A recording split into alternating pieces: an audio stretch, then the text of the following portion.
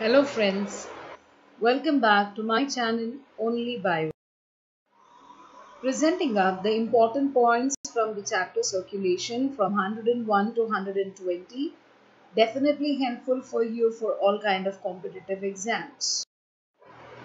Point number 101, in the living animal, all the plasma proteins remain combined together, forming a single protein complex. This complex is very loose and is easily broken down into different parts by addition of salts, change of pH, etc. Next, after depletion of plasma proteins such as by severe hemorrhage or after blood donation, the plasma proteins come to the normal level in about 4 days. Next, the kidney or liver can regenerate the lost plasma proteins by a diet containing grains, potatoes, etc. Next, the plant and grain proteins favor globulin formation, whereas animal proteins favor albumin formation. Point number 105. Vitamin K helps in formation of prothrombin in the liver. Next, erythrocytes were first described by the Dutch microscopist Leeuwenhoek in 1674 as small round globules.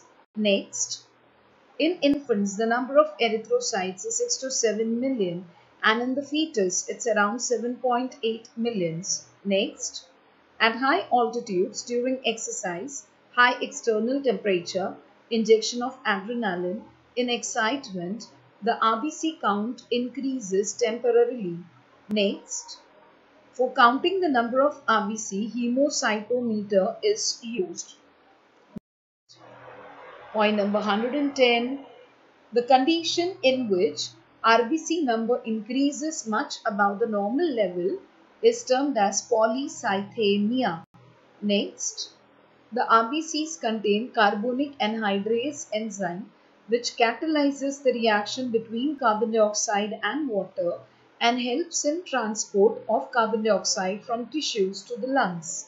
Next, physiology of blood circulation was first described by William Harvey in 1628.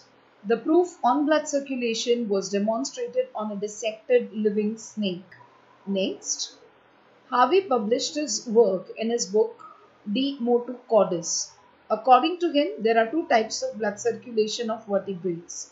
First, single blood circulation and second, double blood circulation. Point number 114. Single blood circulation is found in fishes in which blood passes once through the heart. Next, double blood circulation is found in amphibians, reptiles, birds and mammals in which blood passes twice through the heart during one complete cycle. The complete blood circulation is more prominent in birds and mammals due to complete division of the ventricles. Next, systemic circulation is termed as greater circulation, whereas pulmonary circulation is termed as lesser circulation. Next, besides systemic and pulmonary circulation, the supply of blood to the heart muscles, that is myocardium, is also important. This is ensured by the coronary arteries forming the coronary circulation. Point number 118. A vein which originates in the form of capillaries and ends in capillaries is called as a portal vein. Next, the portal veins do not carry blood directly to the heart but from capillary network in some intermediate organ before reaching the heart. Such veins constitute the portal system. Next, the vertebrates show three types of portal systems: hepatic portal, renal portal and hypophyseal portal.